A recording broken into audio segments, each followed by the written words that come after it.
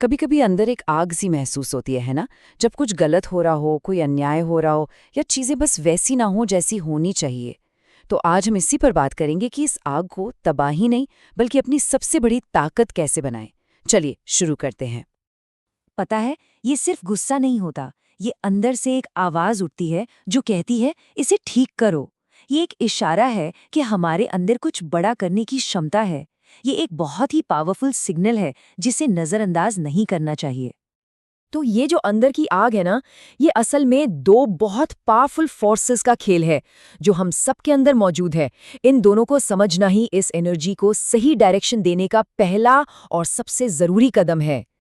तो पहली ताकत है चैलेंजर। ये हमारे अंदर का वो हिस्सा है जो किसी मीटिंग में तब चुप नहीं बैठ सकता जब कोई गलत आंकड़े दिखा रहा हो। ये वो आवाज है जो अन्याय देखकर कहती है, एक मिनट, ये ठीक नहीं है। और दूसरी ताकत वो है वॉरियर। जब चैलेंजर बताता है कि प्रॉब्लम क्या है, तो वॉरियर कुर्सी से उठकर उसे हल करने के लिए आगे बढ़ता है। जब दूसरे सिर्फ शिकायतें करते रहते हैं, वॉरियर एक्शन लेता है। अब देखिए, दिलचस्प बात यह है कि ये दोनों मिलकर काम कैसे करते हैं। चैलेंजर वो है जो आग की चिंगारी को पहचानता है, और वॉरियर वो है जो उस चिंगारी से मशाल जलाकर अंधेरे से लड़ता है। एक के बिना दूसरा अधूरा है, बिल्कुल शक्तिहीन। और बस यहीं से असली लड़ाई शुरू होती है, जिससे हम सब कभी न कभी गुजरते हैं। हमारा चैलेंजर चिल्ला रहा होता है कि कुछ करो, लेकिन हमारा वॉरियर डर या शक की जंजीरों में जकड़ा हुआ है। यही वो घुटन है, वो बेचैनी है जो हमें अंदर ही अंदर खाई जाती है और हमारी सारी एनर्जी को खत्म कर देती है। चलो, इसको एक कहानी से समझते हैं। इससे एकदम साफ हो जाएगा कि जब इन ताकतों में बैलेंस बिगड़ता है तो असल में होता क्या है। तो ये है राहुल। राहुल का जो अंदर का चैलेंजर है ना, वो अपने ऑफिस में हो रही गड़बड़ियों को एकदम साफ साफ देख रहा है।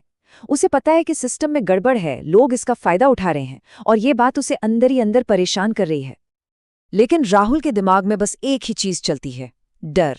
नौकरी खोने का डर, मुश्किल इंसान समझे जाने का डर, या फिर अकेला पड़ जाने का डर। और यही डर उसके वॉरियर पर ताला लगा देता है।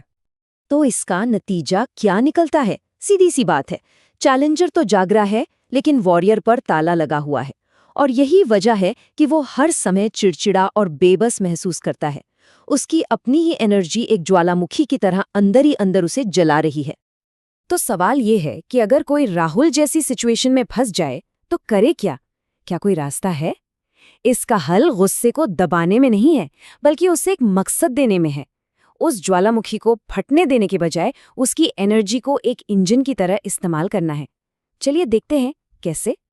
सारा खेल ना बस इस एक सवाल से बदल जाता है, मैं क्या बदल सकता हूँ? ये सवाल हमें लाचारी के अंधेरे से निकालकर एक्शन की रोशनी में ले आता है। ये हमें उन चीज़ों पर फोकस करने में मदद करता है जो हमारे हाथ में है, चाहे वो कितनी भी छोटी क्यों ना हो।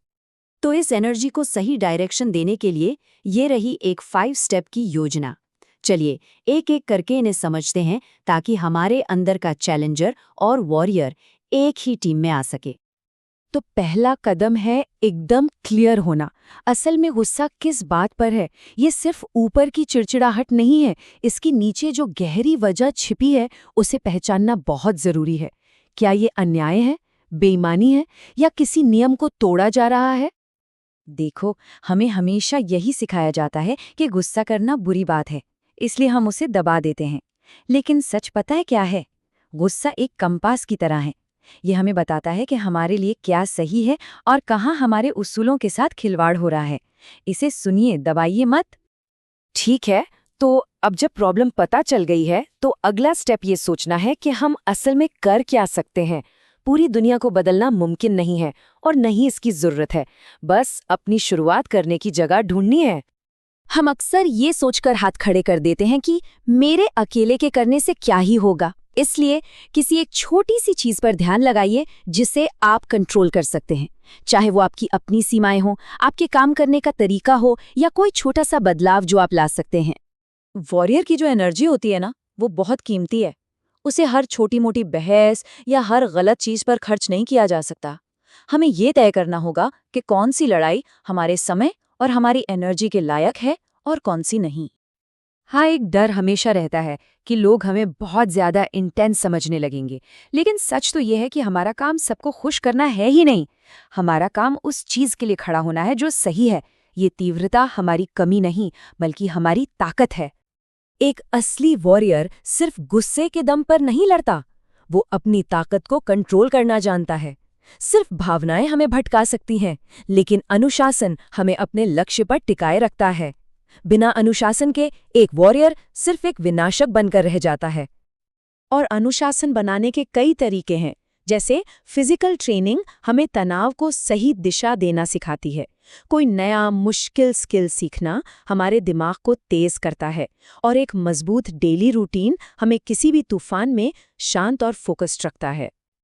और अब आता है आखिरी और शायद सबसे जरूरी कदम, ये मान लेना कि हम ऐसे ही हैं।